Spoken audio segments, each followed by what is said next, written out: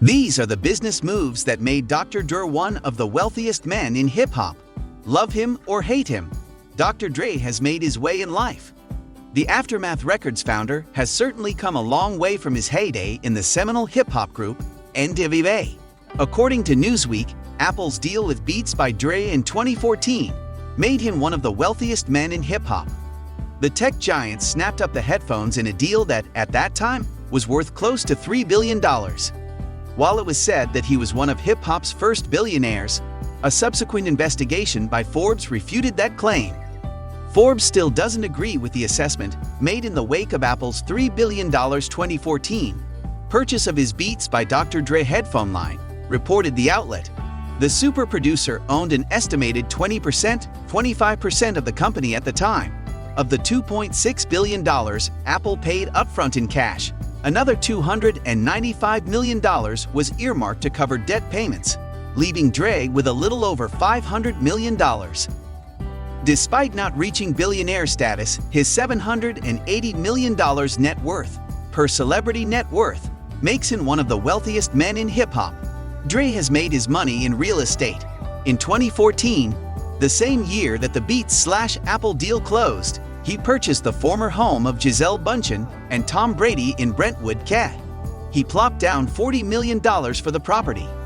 Most recently, he made headlines when he donated $70 million to the University of Southern California, where his youngest daughter is currently attending undergraduate college. The man born Andre Romel Young has proven that it's not where you come from that matters, it's where you're going. And without a doubt, he's gone to the top thanks to his wise business investments and street-savvy smarts. Let's take a look at a brief overview of Dr. Dre's business investments. Aftermath Records. According to Rolling Stone, Dr. Dre launched Aftermath Records back in 1998. Aftermath launched the careers of Eminem, 50 Cent and G-Unit and The Game. In 2001, Dre sold a stake in Aftermath to Interscope Records for $35 million, putting him on the list of Rolling Stone's top-earning artists for that year. Thanks to a series of mergers and acquisitions, Universal Records ended up owning Interscope and became the biggest record label in the world. To this day, Universal is known as the house that Dre built because of that move. Beats by Dre. In 2006, Interscope Records capo Jimmy Iovine teamed up with Dre to create the Beats by Dre headphones.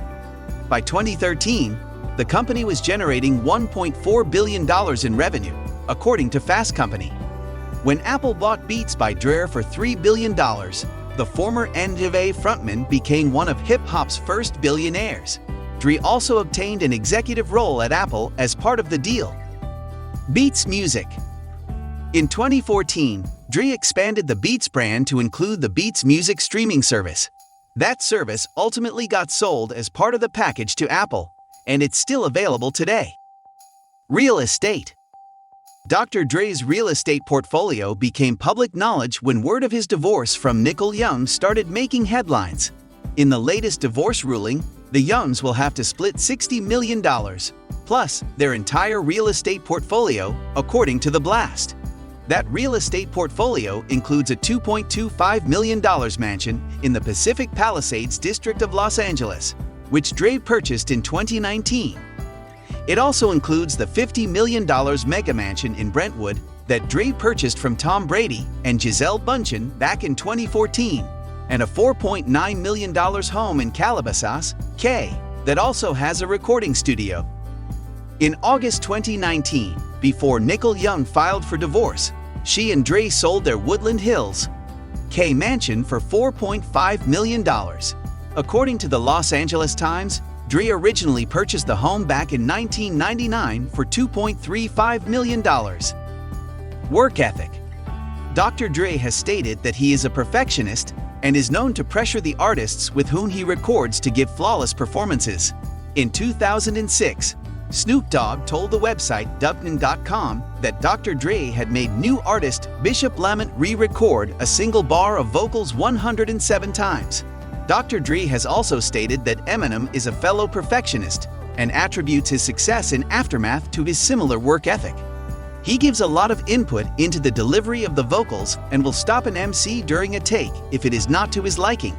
However, he gives MCs whom he works with room to write lyrics without too much instruction unless it is a specifically conceptual record, as noted by Bishop Lamont in the book How to Rap. A consequence of his perfectionism is that some artists who initially sign deals with Dr. Dre's Aftermath label never release albums. In 2001, Aftermath released the soundtrack to the movie Wash, featuring a number of Aftermath acts such as Shanta, Dax, Joe Beast, and Toa. To date, none have released full-length albums on Aftermath and have apparently ended their relationships with the label and Dr. Dre. Other noteworthy acts to leave Aftermath without releasing albums include King T, 2001 vocalist Hitman, Joel Ortiz, Raekwon, and Rakim. This brings us to the end of this video. So please hit that like button and subscribe to my YouTube channel for future updates. Thanks for watching.